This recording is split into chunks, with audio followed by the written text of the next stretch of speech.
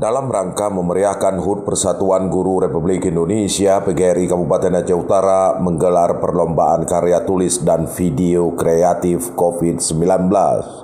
Kegiatan itu diikuti oleh Dewan Guru, baik tingkat taman kanak-kanak, sekolah dasar, sekolah menengah pertama, dan sekolah menengah atas. Ketua PGRI Kabupaten Aceh Utara, Sarjan, menjelaskan perlombaan itu dilakukan bertujuan untuk memeriahkan Hari Guru di tengah pandemi Corona. Terlebih berbagai kegiatan perkumpulan seperti upacara ditiadakan karena bertentangan dengan protokol kesehatan. Hari ini Hari Guru, tahun yang sangat sulit bagi guru, di mana biasanya kita melaksanakan kegiatan, tapi kondisi pandemi ini kami sangat merasa bersedih.